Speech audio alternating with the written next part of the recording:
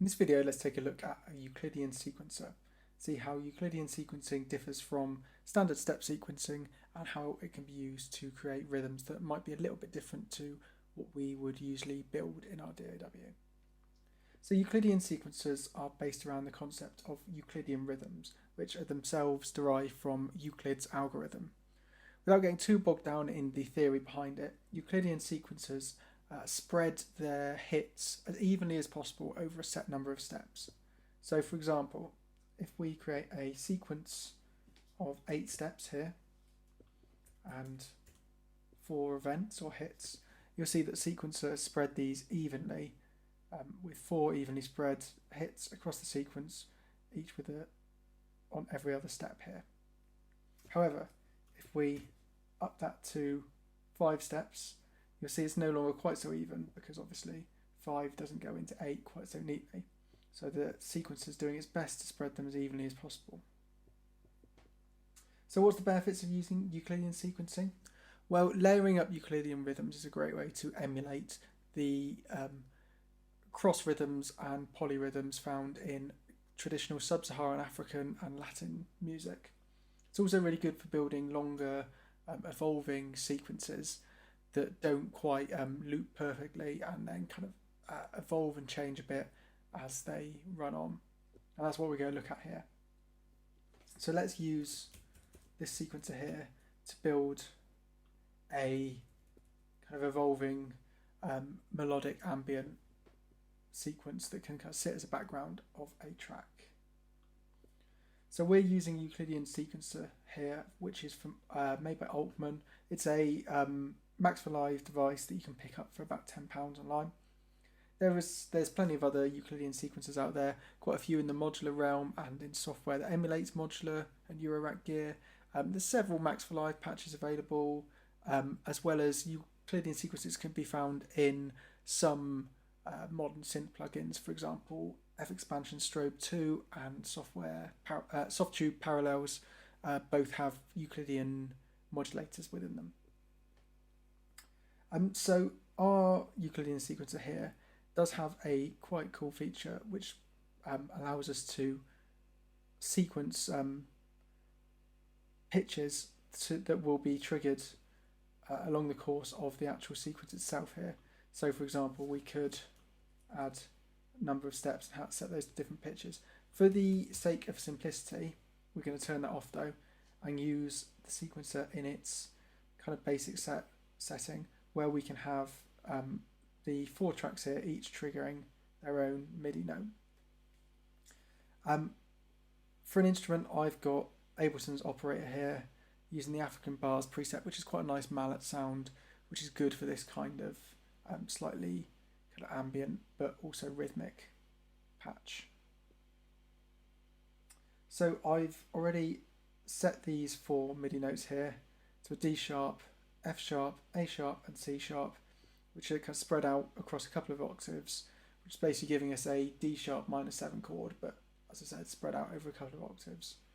So the sequence we're going to create is basically kind of riffing around that one chord with a rhythm that sort of interplays with these different notes. So in this first track here, we're going to create a sequence of 16 steps. We're going to put 5 events. If we play that, you can hear that kind of gives us a fairly regular bass pulse. Because we've got 16 steps here, that's looping perfectly over 2 bars. However, these next 3 tracks, we're going to create sequences of different lengths, which won't loop quite so neatly. So for this next track, let's create a sequence of 12 steps with 7 events.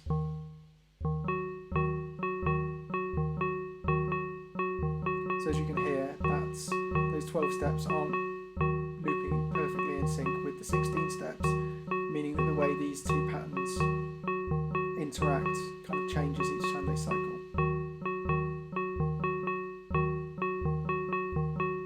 In this third track, let's create a pattern of 10 steps and 3 events.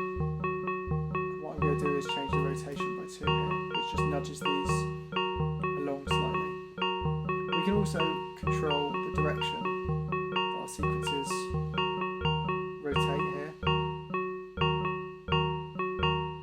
Choices being round as a circle, round the other way, and then two different options for how the sequence would kind of bounce back and forth.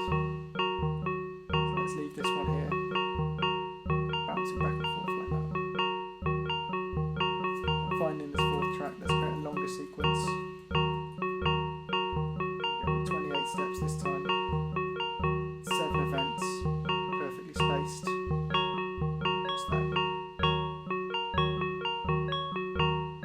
Now just going to adjust the velocity of these 4 tracks a little to emphasise some notes over others.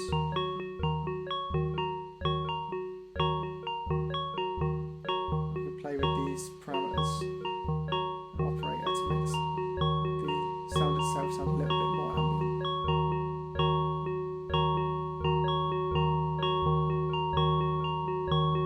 To finish this off a bit, to add some modulated delay and a shimmery reverb.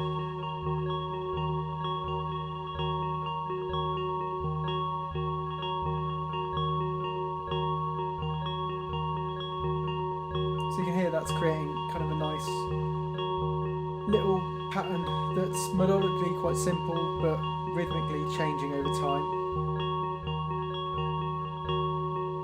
Because all our sequences are slightly different lengths, it's going to be quite some time before they naturally all sync up on this one here again.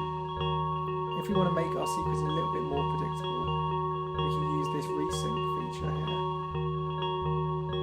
And see when I click that, it puts all of these patterns back to that first step. So what I'm going to do is I'm going to use some automation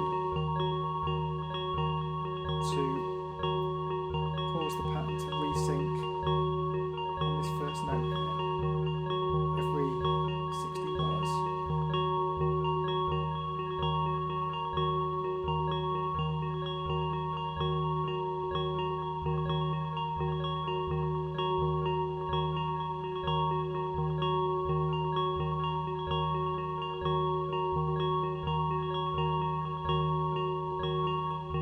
So basically what this has made is kind of a nice little sort of ambient, simple melody that will sit nicely behind some other track elements.